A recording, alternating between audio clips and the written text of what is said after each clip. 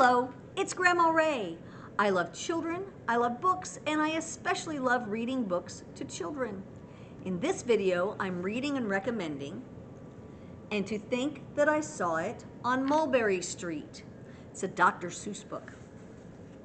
Here we go. When I leave home to walk to school, Dad always says to me, "Marco, keep your eyelids up and see what you can see." But when I tell him where I've been and what I think I've seen, he looks at me and sternly says, "Your eyesight's much too keen.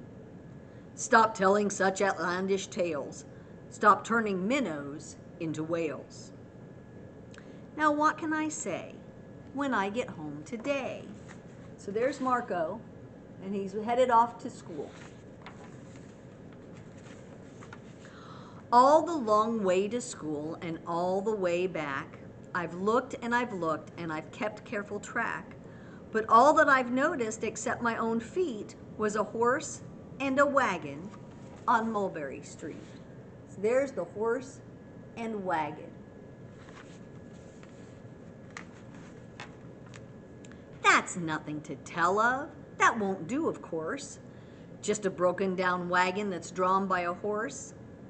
That can't be my story. That's only a start. I'll say that a zebra was pulling that cart. And that is a story that no one can beat when I say that I saw it on Mulberry Street. Well, looky there. Now he's imagining that a zebra is pulling the cart. Yes, the zebra is fine, but I think it's a shame, such a marvelous beast with a cart that's so tame. The story would really be better to hear if the driver I saw were a charioteer. A golden blue chariot's something to meet, rumbling like thunder down Mulberry Street. Oh, there's what he's imagining now. See, the zebra's pulling a chariot. No, it won't do it all. A zebra's too small. A reindeer is better. He's fast and he's fleet, and he'd look mighty smart on old Mulberry Street. Well, and it's a red reindeer pulling that chariot. Hold on a minute. There's something wrong. A reindeer hates the way it feels to pull a thing that runs on wheels. He'd be much happier instead if he could pull a fancy sled.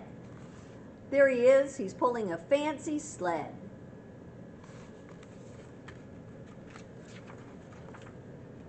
Oops, got a couple of pages. There we go. A reindeer and sleigh. Say, anyone could think of that. Jack or Fred or Joe or Nat. Say, even Jane could think of that. But it isn't too late to make one little change. A sleigh and an elephant. That's something strange. I'll pick one with plenty of power and size, a blue one with plenty of fun in his eyes. And then, just to give him a little more tone, have a Raja with rubies perched high on a throne. Say, that makes a story that no one can beat when I say that I saw it on Mulberry Street. That is quite the tale, isn't it? That is a story to tell. But now, I don't know. It still doesn't seem right. An elephant pulling a thing that's so light would whip it around in the air like a kite. But he looks simply grand with a great big brass band. There he is. Look at that. He's got a great big band.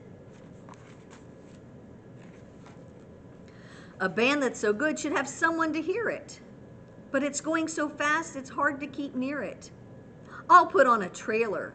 I know they won't mind if a man sits and listens while hitched on behind. But now, is it fair? Is it fair what I've done? I bet those wagons weigh more than a ton. That's really too heavy a load for one beast. I'll give him some helpers. He needs two at least. There he is. He's got two helpers. Look at that. That's a lot. But now, what worries me is this. Mulberry Street runs into bliss. Unless there's something I can fix up, there'll be an awful traffic mix-up. Uh-oh, so the street meets another street. That happens. It takes police to do the trick, to guide them through where traffic's thick. It takes police to do the trick. They'll never crash now. They'll race at top speed with Sergeant Mulvaney himself in the lead. Oh, looky there, they've got a police escort. So that way they'll stop the traffic so they can go through where the streets meet.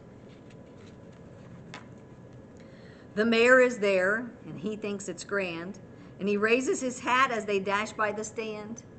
The mayor is there and the aldermen too, all waving big banners of red, white, and blue. And that is a story that no one can beat when I say that I saw it on Mulberry Street. It's a lot of stuff. Do you remember how this story started? That's nowhere near what he actually saw, is it? With a roar of its motor, an airplane appears and dumps out confetti while everyone cheers. And that makes a story that's really not bad, but it still could be better. Suppose that I add. What do you think he's going to add? My goodness, what more could there be? A Chinese boy who eats with chopsticks, a big magician doing tricks, a 10-foot beard that needs a comb. No time for more. I'm almost home. Looky there, he adds all those people down there at the bottom. So that's a really long beard. I swung around the corner and dashed through the gate. I ran up the steps. I felt simply great. For I had a story that no one could beat, and to think that I saw it on Mulberry Street. But Dad said quite calmly, "Just draw up your stool and tell me the sights on the way home from school." There was so much to tell. I just couldn't begin. Dad looked at me sharply and pulled at his chin. He frowned at me sternly from there in his seat. Was there nothing to look at, no people to greet? Did nothing excite you or make your heart beat? There he is running up the stairs. What do you think he's going to tell his dad? Let's see. Nothing, I said, growing red as a beet, but a plain horse and wagon on Mulberry Street. Well, he told the truth in the end, didn't he? He thought up all kinds of imaginative things, but he told the truth. That's the good thing to do. I hope you enjoyed our story. If your grown-ups want more information about this book, they'll find that in the show notes. I hope you'll join me again sometime. Bye-bye.